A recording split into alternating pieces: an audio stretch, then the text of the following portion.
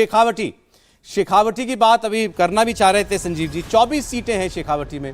लोकसभा की चुरू, झुंझुनू और सीकर सीटें मिलकर बनता है शेखावटी का इलाका। 2018 में यह पूरी तरह कांग्रेस के रंग में रंग गया था।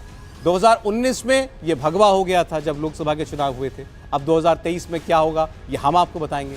यहां बीजेपी के सीनियर लीडर नेता प्रतिपक्ष राजेंद्र राठौड़ आते हैं, कांग्रेस के प्रदेश अध्यक्ष गोविंद डोटासरा यहां से आते हैं, राजस्थान के परिवहन मंत्री ब्रजेंद्र सिंह ओला वो यहां से आते हैं। तो शेखावटी क्षेत्र जो है बड़ा क्षेत्र है, बड़े नेताओं का क्षेत्र है। डेटा मैं आपके सामने रख रहा हूं इन 24 सीटों का। क्या इससे ही किसी की सरकार बनने के आसार साफ हो जाएंगे? भारतीय जनता पार्टी को यहां 12 सीटें जीतती हुई हमारा सर्वे दिखा रहा है। कांग्रेस पार्टी भी 12 सीटें जीत सकती है और अन्य कोई नहीं।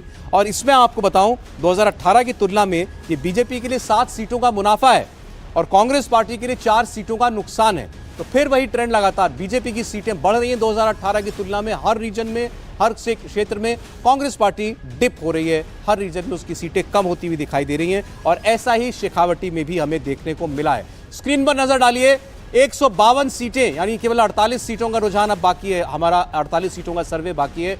93 सीटें बीजेपी जीत सकती है, हमारे सर्वे ने बताया। अभी तक की 152 में से 57 कांग्रेस, गैप बहुत बढ़ गया है। अन्य 2 बीजेपी उस हाफ पे जादुई आंकड़े से जहां सरकार बनती है केवल 7 या 8 आप कह लें, क्योंकि 101 सीट चाहिए मेजॉरिटी के लिए, तो 8 सीटें केवल पीछे है।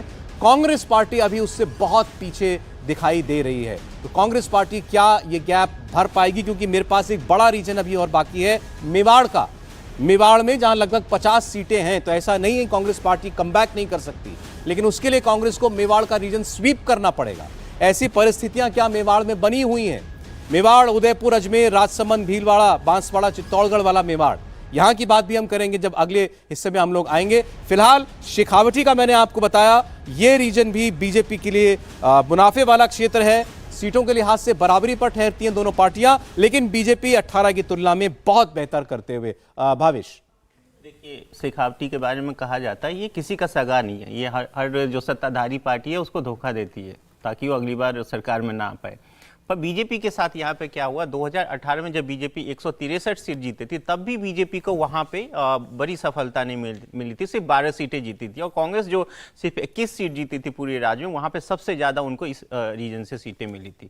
तो एक तो यह है कि बीजेपी वहाँ पे धीरे धीरे कमज़ोर हुई है। लोकसभा चुनाव को छोड़ दी, वो एक अलग फिनोमेना होता है, लेकिन असेंबली की बात करें तो वहाँ पर बीजेपी धीरे धीरे कमज़ोर हुई। दूसरा, जो अभी फ्रीबीज की बात की, क्योंकि मैं स्पेशली बात नहीं कर रहा था, सबसे ज़्यादा लोगों ने इस फ्रीबीज के बारे में यहीं पर बात की है। तो वो असर जितने भी रीजन उसमें मुझे जो पर्सनली मेरी टीम को वहां पे दिखा है वो वहां वर्क है। इसलिए कांग्रेस जो अपना ग्राउंड है वो बचाते हुए यहां पे दिख रही है। आप देखेंगे यहां लगभग 50-50 जो दिखे, वो एक सबसे बड़ा फैक्टर वहां पे है।